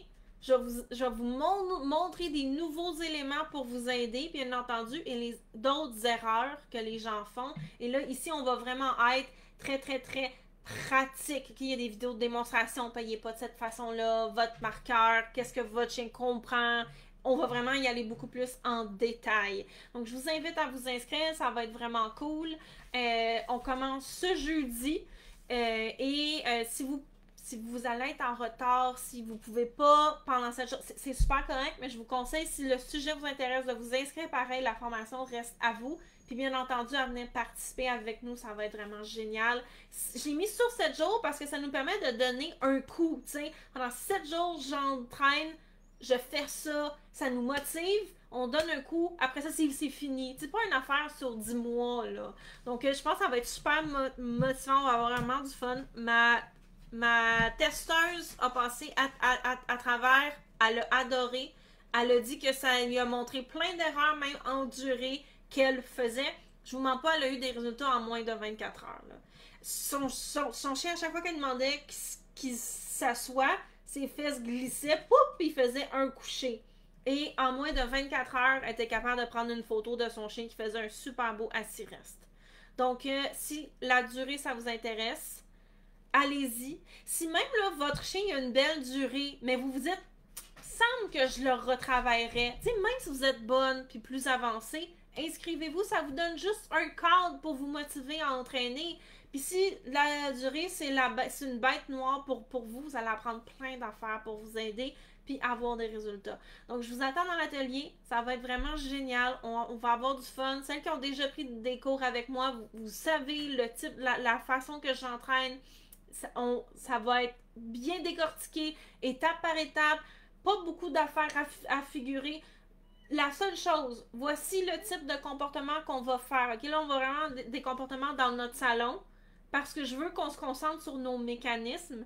Puis je veux pas nécessairement qu'on aille aller super vite parce qu'il y a des écureuils, des distractions, des déclencheurs. Okay? Je veux vraiment qu'on prenne le temps d'évaluer qu'est-ce que moi je fais pour augmenter la clarté de ma communication avec mon chien. Donc, pour ces raisons-là, on va entraîner dans notre salle d'entraînement, dans notre salon. Ça peut être votre couloir. Là. Des fois, même, j'entraîne dans mon couloir que vous voyez là pour se concentrer sur ce que nous, on fait, pas prévenir des débordements chez notre chien. Puis, on va y aller avec un comportement qui est statique parce que ça va nous forcer à travailler la motivation de notre chien. Les deux éléments dont je vous ai parlé au début. Motivation et mécanisme clair, donc c'est-à-dire est-ce que vous faites les bonnes choses pour que votre chien comprenne ce que vous voulez, c'est vraiment là-dessus que va être notre focus. Bon sang, Linda, oui, donc Linda dit, moi, dès que je lui donne sa récompense, elle se relève, la durée vient de finir, est-ce que cet atelier va m'aider avec ça dès jour 1? C'est oui. Dès jour 1, vous allez voir de l'amélioration, puis à jour 2, le problème devrait commencer à être réglé. Donc, c'est exactement le genre de problème que les gens ont, et c'est la raison, il y a plein de façons d'ajouter de la durée, et il n'y en a aucune qui est meilleure que les autres. Donc, on va rendre ça clair. Dans l'atelier, on voit la technique de la main zen, qui est une des façons d'augmenter la durée. Il y en a d'autres. Il y en a d'autres qui sont super bonnes, puis des fois même on va combiner. Mais avant de les combiner, il faut savoir les maîtriser. Donc dans l'atelier, on va voir la main zen et je l'ai choisi parce que ça aide exactement ce type de problème-là que plein de gens ont. Plein de gens, ce qu'ils font, ils donnent leur commande, puis là, ils attendent, puis là, après ça, ils renforcent, puis là, le chien se relève, puis là, le chien, après ça, il s'énerve, puis il fait plein d'autres affaires, puis là, il essaie de leur mettre en position. Là, le chien, il trouve ça plate, ok? Donc, on va tout éviter ça avec cette technique-là que je vous montre. C'est exactement le type de problème qu'on va venir régler.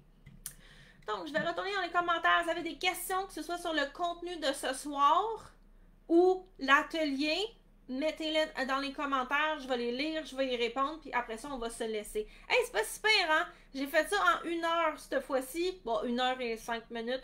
C'était mon objectif. Je suis super contente.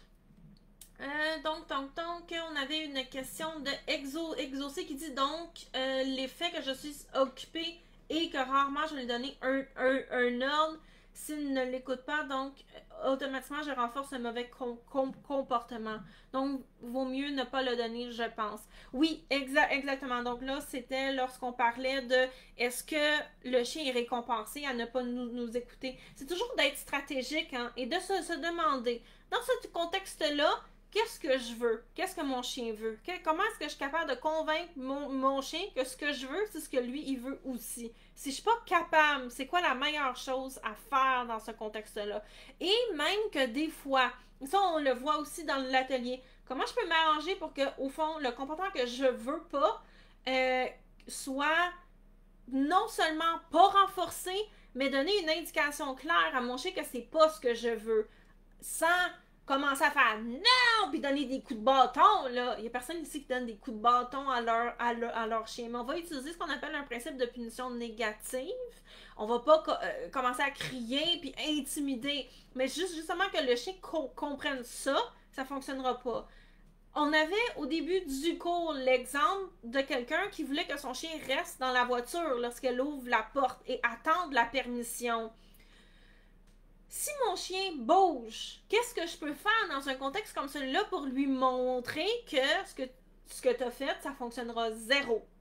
Ben, je ferme la porte. Mais là, pas sur le chien, là, on veut pas y faire mal. Mais tu sais, si mon chien est sur le banc, puis qu'il essaye ben, non seulement je vais attendre qu'il gère un petit peu avant d'ouvrir la porte.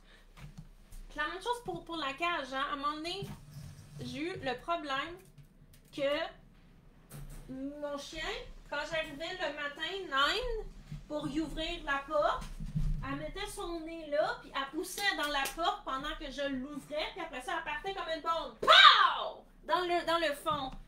Puis, moi, du pitchage puis de l'énervement, je suis pas ben fan. Puis à un moment donné, je me suis dit, oui, mais Eve, c'est toi qui renforces ça. Dans un cas comme celui-ci, qu'est-ce que Nine veut? Elle veut sortir de la cabane, parce que sa vessie est pleine, là, tu sais. OK, on niaisera pas, on va être éthique. Je niaiserai pas, parce que sa vessie est pleine. En même temps, c'est pas parce que ta vessie est pleine que ça veut dire que c'est le free-for-all. D'où cet équilibre-là entre je suis capable de prendre en considération ce que ses besoins physiologiques et émotifs, mais en même temps, du garochage, j'aime moins ça. Fait que ce que j'ai fait, hein, si Nine elle pousse contre la porte, ben je l'ouvre pas. Donc, je demande à Nine d'aller sur son coussin le matin, puis j'ouvre la porte, puis si elle bouge, ben je referme la porte doucement. Elle n'a pas le temps de se rendre, là. Je ferme pas dessus, cloud, dans la face. Ça, c'est punitif. Ça, c'est pas cool. Mais, si elle bouge, ben je referme doucement la porte, puis elle a compris qu'il fallait qu'elle reste sur son coussin, j'ouvre la porte, puis après ça, j'ai dit c'est correct bébé. Puis là aussi, pour éviter qu'elle se garoche comme une bombe dans le couloir, je la gratouille un petit peu, ici, exactement là, parce que c'est là qu'elle dort la nuit. Puis après ça, on s'en va dehors ensemble. Le tout prend 1 seconde de plus. C'est pas 1 seconde de plus qu'elle va faire pipi dans sa fourrure. Mais ça évite tout ça ici. Donc, dans l'atelier, on voit aussi comment implémenter quelque chose comme ça pour que le chien comprenne. Ça ici, ça fonctionnera moins, là, tu sais. Une autre chose aussi pour laquelle la main zen, elle est pratique, c'est les chiens qui font la castagnette, là, tu sais. Puis Rin a fait ça. On demande assis, Puis là, elle s'assoit, puis là, elle se met à trépider, puis là, elle se rebouge, puis là, elle est tellement excitée, là, elle a l'air d'une danseuse de flamenco, là, tu sais, mais sur le speed. Donc, sur l'acide. Donc, dans un cas comme celui-là, la technique de la main zen, ça aide à faire comprendre à Rina, parce que ça va à 350 km/h dans sa petite tête de Rine, que on reste assis, on bouge pas. Donc, on va venir entraîner de l'immobilité. Donc, ça ici, ça va aider. Donc, Exaucé dit aussi, moi j'ai un berger allemand, dès qu'on voit un autre chien, des fois j'essaie de le récompenser pour quitter l'angle droit directement, mais lui dans cette situation, il ne mange plus de la friandise, il le boude totalement. Donc, ça ici, ça veut dire, il y a des chiens qui sont pas gourmands, puis il y a des chiens lorsqu'ils sont stressés, ils mangent pas. Il va probablement falloir savoir c'est lequel des deux. Parce que je connais des chiens qui sont juste pas gourmands, point. Et là, les gens pensent pour ça, mon chien il mange pas, genre, il est en détresse. Okay? Il y a des chiens qui sont juste pas gourmands. Mais il y a des chiens qui mangent pas parce qu'ils sont en détresse. On veut faire attention à ça. Et la chose dont je vous ai parlé, que lorsque votre chien vous écoute, la situation qu'il n'aime pas se règle est encore plus importante dans un cas comme celui-là. Parce que non seulement ça va permettre à votre chien de se sentir mieux, mais ça va venir renforcer son écoute aussi. On ne fera pas exprès de se mettre dans cette situation-là. Ça, c'est pas éthique. Faire peur à son chien pour régler son problème, ça, c'est pas cool. Mais la vie arrive. Puis des fois, l'état émotionnel de notre chien ne sera pas 100% génial, genre top. Puis si on vient régler son problème dans ce cas-là, il apprend que, hey, quand j'écoute, hein, ma maman ou mon papa, mon maître ou ma maîtresse, ma gardienne, peu importe quoi, ben je me sens mieux puis mes problèmes sont réglés. Ben la prochaine fois, tu sais-tu quoi? Quand j'ai un petit peu peur dans mon petit cœur ou de la colère, puis que maîtresse, elle me demande X, Y, Z, je vais l'écouter parce que ça finit bien pour moi. Ça, c'est ce qu'on appelle la prise en charge en réactivité. C'est très important. Et ça va énormément vous aider. Plutôt que quand vous voulez pas, lorsqu'on entraîne, okay, que ce soit en sport, en réactivité, protection des ressources, durée, des tours dans votre salon qu'on s'en fout, ça, puis vous voulez pas que ce soit votre chien. C'est un combat de volonté. Tu vas faire ce que je veux, puis le chien il veut pas, puis à un moment donné, genre, on veut pas ça. L'entraînement, faut le voir comme étant comment je peux en arriver pour qu'on ait du fun ensemble, puis qu'on soit en partenariat. Et ça va énormément vous aider de le voir de cette façon-là. Surtout mes propriétaires ici de chiens réactifs, ça, il n'y en a pas. Si votre chien réagit, c'est parce qu'il a besoin de vous. Donc, qu'est-ce que je peux faire pour m'arranger pour que mon chien fasse ce que j'ai besoin qu'il fasse? Et c'est ça toute la notion de leadership. Aussi, comment je peux prendre une bonne décision pour mon chien avant qu'il en prenne une pas bonne. Puis si mon chien prend une pas bonne décision, comment je peux faire pour l'aider puis le sortir de là? C'est comme moins rapport avec la durée, mais c'est quand même un truc qui est méga important. Donc, ça ici, je l'ai dit. Ah oui, ça. Donc, Brigitte dit, j'aime tellement ce que tu dis, ma mini berger australienne n'est pas parfaite, mais ce sont mes choix. J'aime qu'elle se lève sur moi, je la renforce. Savez-vous quoi, genre, moi aussi, je le fais, sauf avec Nine, parce que Nine, elle saute trop. Puis il y a des choses que Nine a le droit de faire que les autres, non. Mais tout est une question de choix. Puis de est-ce que moi je vis bien avec ces choix-là? Si la réponse c'est oui, là, est-ce que c'est un problème? Ben non, vous êtes heureuse. C'est pas un problème. Mais après ça, on va être conséquente aussi. Tu sais, comme là, c'est un petit chien. Mais admettrons que ce soit un chien moyen, puis que je sais que je l'ai renforcé à sauter. Comme certaines personnes font ça, ok? Puis, je ne mettrais pas ce chien-là en contact avec une personne âgée qui est fragile parce que je le sais que le chien, souvent, il saute parce que je l'ai permis. C'est correct. Mais en même temps, je vais être conséquente avec le choix que, regarde, là, il y a un risque que mon chien saute sur la personne âgée. La personne est fragile. Je ferai pas ça. Je vais juste pas laisser sans laisse, sans méthode de gestion, sans rien. Regarde, il n'y aura juste pas de contact parce que je suis une personne qui a un cerveau qui assume mes choix et les bons côtés et les moins bons. Puis comme Brigitte dit, son gros berger allemand, lui, il n'a pas le droit de sauter parce qu'il est juste trop gros. Puis là, il est trop lourd. Puis aussi parce qu'il faut faut protéger la population aussi. Comme je disais, il faut être conséquent. Donc, puis aussi, nous, ça nous tente peut-être pas, donc tout est super correct.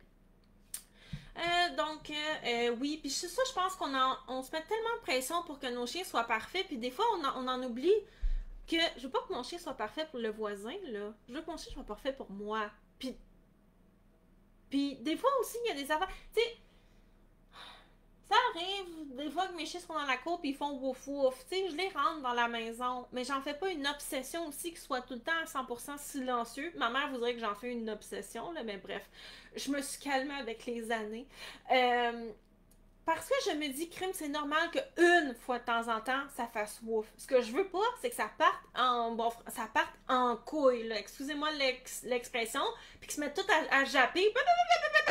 Mais non, là, wow, là. Je veux pas avoir du jappement de réactivité aussi. Je veux pas avoir des jappements de chiens qui se trouvent drôles à japper après les autres chiens. Parce que ça existe, on n'en parle pas assez souvent. Donc, excusez-moi. Donc, ça, je suis conséquente. Mais ça fait un petit wouf une fois de temps en temps. Je me rends pas malade aussi. Ça, je pense que c'est important d'en parler. Puis il faut y aller avec le contexte. Je suis en campagne. C'est pas la fin du monde. Je suis en appart, ce serait peut-être un petit peu différent. Quoique, comme j'ai été en appart, j'ai pas mal plus. Mes voisins, ils aimeraient ça que je laisse mes chiens japper plus. Ils aiment ça quand ils jappent, mais moi, je veux vraiment pas. Véronique dit super bon live avec plein de bons contenus. Les explications sont claires et généreuses. Merci. Merci pour les compliments, Véronique. J'apprécie vraiment gros. Merci à tout le monde qui est là. Je trouve ça super génial. J'aime ça voir les commentaires. J'aime ça voir tout le monde qui interagit aussi. Je trouve ça tellement précieux. Et Nan elle fait des rêves, elle fait des petits bruits. Oui, Linda, j'ai répondu à votre question déjà sur l'atelier. Navette dit merci. Odette dit merci, ça l'a beaucoup aidé. Bonne soirée. Et Brigitte dit qu'elle va pratiquer aussi quand sa pupus, elle n'a pas envie. Et oui, ça aussi, c'est un élément qu'on veut ajouter un petit peu, mais pas trop.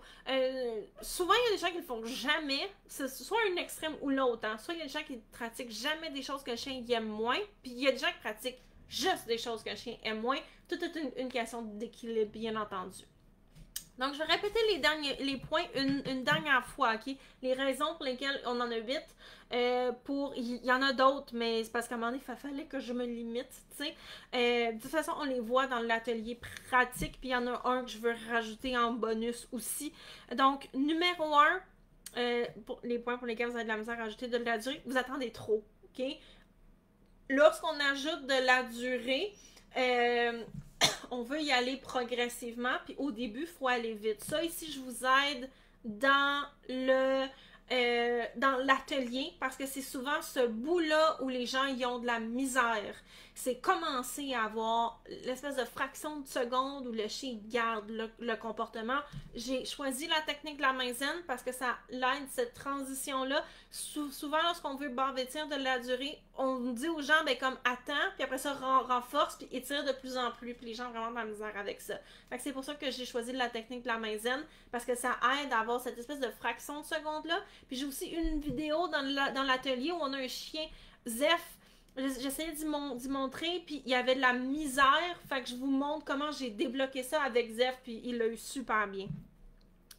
Donc, d'ailleurs, si vous avez des dernières questions, là, c'est le temps là, de les mettre là, pendant que je fais du blabla. Deuxième raison, votre chien n'a peut-être juste pas la capacité physique et musculaire de faire ce que vous lui demandez. Donc, il va falloir qu'on bâtisse sa capacité musculaire pendant qu'on ajoute de la durée et prendre ça en considération.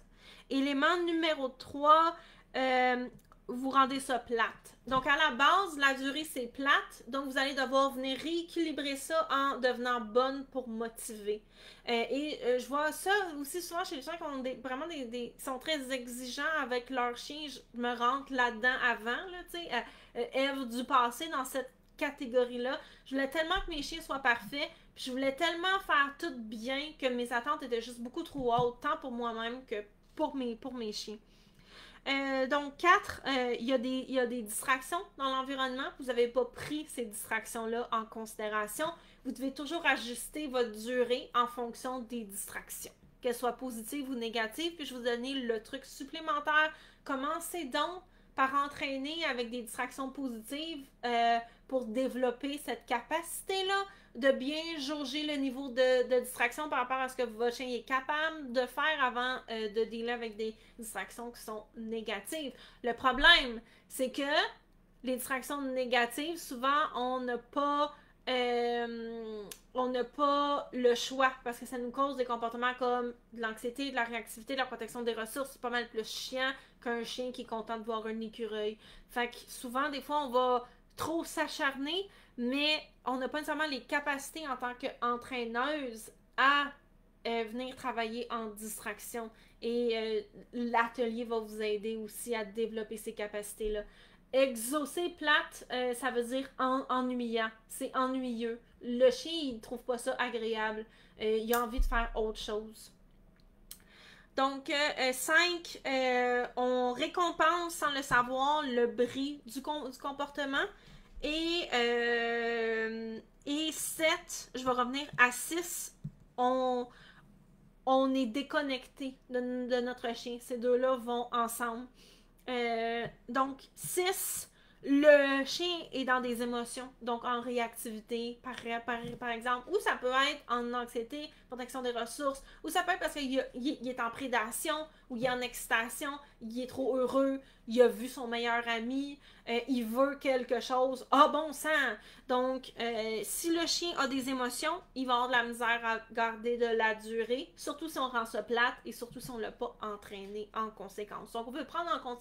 Tout ce que j'essaie de vous dire, là, c'est que vous devez prendre en considération l'état émotionnel de votre chien pour évaluer qu'est-ce qu'il est capable de faire. Parce que si je demande quelque chose qui est au-delà de ses capacités, il n'y aura pas de succès, il ne m'écoutera pas, fait que là, il va briser son comportement, il va se renforcer, je serai pas contente, je vais être frustrée, il n'y a personne qui va gagner.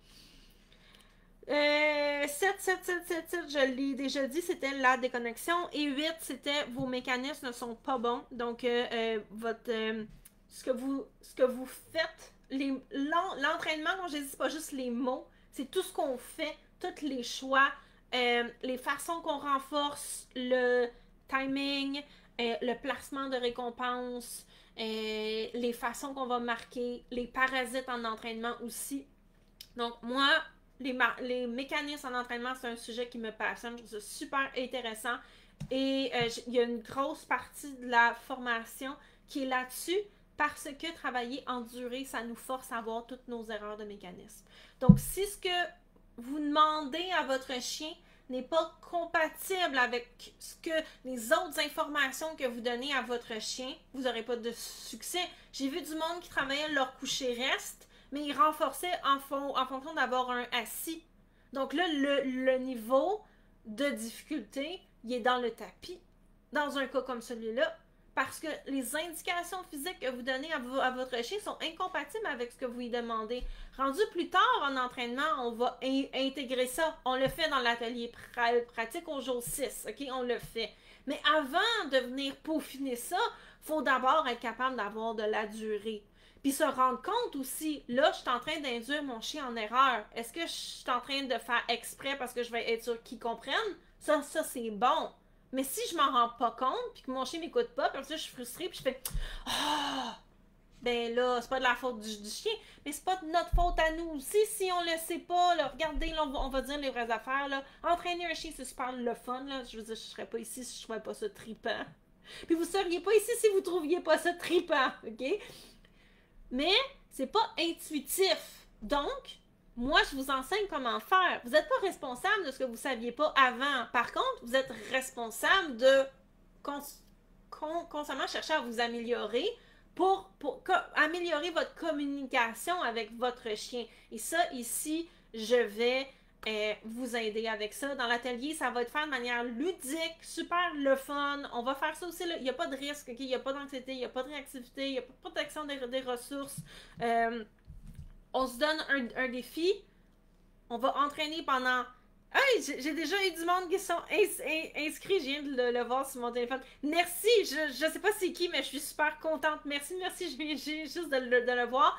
On va Bref, comme je le disais, on se donne un défi. C'est 7 jours. C'est rapide. On se motive. On donne un coup. On y va. Vous allez apprendre tellement d'affaires. Donc, on a une dernière question. Très, très bon moment d'enseignement. J'ai beaucoup appris et changé ma manière de voir les choses. Vous avez très bien expliqué la durée. Exaucer, ne partez pas, j'ai quelque chose à vous dire aussi. C'est positif, vous en faites pas. Linda demande l'ange a-t-elle de l'importance? Elle se lève dès que je la récompense. Elle fait ça depuis toujours et qu'elle a 5 ans. Est-ce que je peux régler ça? Absolument. Absolument, il n'y a aucun problème. C'est sûr qu'il va y avoir un petit changement d'habitude à faire. La façon que je vous explique de le faire, ça va être très facile. Il n'y aura pas de problème. 5 ans, c'est jeune, ok? C'est pas une vieille croûte. Je vous dirais les deux cas où l'âge viendrait interférer, si le chien est tellement vieux, il commence à faire un petit peu de sénilité. Là, dans un cas comme ça, là, on va y rendre ça bébé facile. Le but, c'est d'avoir du fun. Là. Puis, tu sais, regardez, là, un vieux chien qui est un petit peu un chiot dans sa tête. On fait ça pour avoir du fun. Mais là, ici, on a un chien qui a 5 ans. C'est pas le cas pantoute. Ou l'autre bout où l'âge viendrait interférer, c'est justement, c'est un bébé dans sa tête et dans son corps. Donc, dans un cas comme celui-là ici, je vais peut-être venir faire des petits exercices de fondation, mais je vais pas venir pousser super loin. T'sais, si chien se trompe, puis qu'il bouge, ben c'est pas grave. Parce que c'est un bébé. Anyway, il a tellement pas de capacité d'attention, il est même pas capable de se rendre compte que il a pas fait la bonne chose. Okay? Le but avec un bébé, là, un bébé chiot, là, tu sais, avant un certain âge, là, je voudrais 2 mois, 2 mois et demi, 3 mois, 3 mois et demi.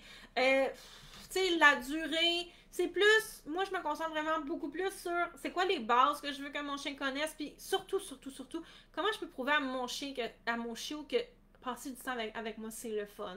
Et dans un cas comme ça, là, vous pouvez vous inscrire à l'atelier pareil, mais tu sais, voyez-le plus de manière légère, tu sais, regardez là, on fait ça pour le plaisir, je veux que mon chien ait le max de fun avec moi, parce que ce qui est important à cet âge-là, c'est que mon chien comprenne que je suis le fun.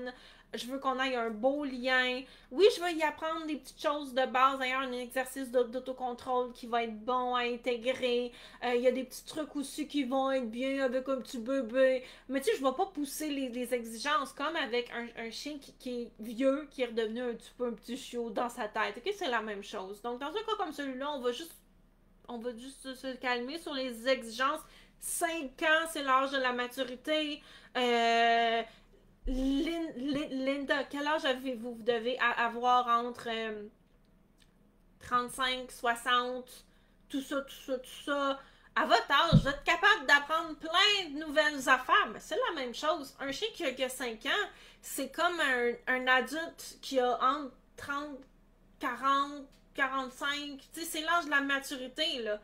Il y a encore plein d'affaires à faire. Il y a plein de gens qui font des changements de carrière à cet âge-là. Donc, aucun problème avec ça. Et l'atelier va vraiment vous aider. Donc, Véronique dit d'ailleurs en réponse, tout comportement peut être corrigé si l'émotion le permet. C'est juste plus long à changer. C'est vrai que plus un chien ou un être humain pratique certaines choses, oui, c'est vrai que c'est un petit peu plus long à changer parce qu'il va falloir qu'on défasse une habitude, mais c'est pas la fin du monde. De toute façon, là, la seule façon que notre chien n'ait pas des habitudes, c'est s'il y a 3 mois et demi. Mais à 3 mois et demi, on n'a pas des exigences. Fait que tout le monde ici qui veut pousser, ben votre chien, il a des habitudes puis on va les défaire. Moi-même, j'en ai aussi, là, tu sais, c'est pas grave. Donc, oui, Véronique dit à 3 mois, ma priorité, c'est la routine, le calme, le rappel, effectivement. Juste d'avoir du plaisir, tout simplement. Puis Linda dit oui, c'est vrai. Donc, je pense qu'il ne reste plus de questions. Donc, dans un cas comme celui-là, on va se laisser. Merci à tout le monde d'avoir été là. On a Exaucé qui est là aussi ce soir. Exaucé, c'est un des étudiants de Louise qui est à Kinshasa. Excusez-moi. Exaucé, je vais vous donner aussi une participation à l'atelier. Donc, c'est pour vous. Ça me fait plaisir de vous l'offrir. Donc, vous m'enverrez votre adresse courriel par message privé. Juste pour vous encourager à venir Exaucer. Et ses amis font un très très grand travail pour venir apporter les méthodes d'entraînement positif en Afrique. Et ils entraînent des chiens, ils font des démonstrations aussi. Essayez que le R+, diffuse le plus possible dans la francophonie. Donc, pour les aider par rapport à ça, je vais lui donner une participation à l'atelier. Donc, comme je le disais, vous rentrerez en communication avec moi. Ça me fait plaisir de vous l'offrir. La situation là-bas est différente d'ici. Donc, je sais que l'atelier est inaccessible et ça me fait plaisir de vous donner justement accès parce que je crois à votre mission de faire rayonner le R+, et les méthodes positives partout dans la francophonie. Ah, ben oui, je suis super content que vous soyez heureux. Il y a Micheline qui dit merci. Merci à tout le monde qui ont été là. Véronique, il y a Micheline, Linda, toutes celles qui ont écrit récemment aussi. Donc, je vais vous souhaiter une excellente soirée. Ah oui, il y a Brigitte aussi. Donc, une excellente soirée à tout le monde. Si vous avez des questions, écrivez-moi-les. Ça va me faire plaisir. Je vais y répondre. Si vous n'êtes pas sûr aussi si l'atelier est pour vous, l'atelier pratique, écrivez-moi la situation. Ok, ça va me faire plaisir. On commence ce jeudi. Mais dès maintenant, il y a des exercices préparatoires que vous pouvez aller faire. Donc, d'ailleurs, il y a des gens qui sont inscrits. Je l'ai vu. On a... oui, donc on a des participations. Déjà, vous pouvez déjà commencer ce soir, si ça vous tente, ou demain. Là. Moi, j'ai plus de cerveau pour asseoir à aller faire les exercices préparatoires. J'ai mis ça pour justement vous aider. Vous avez du temps jusqu'à jeudi. Et jeudi, on commence. Donc, ça va être trippant. Je vous souhaite une excellente soirée à tout le monde. Au revoir. Bye, bye.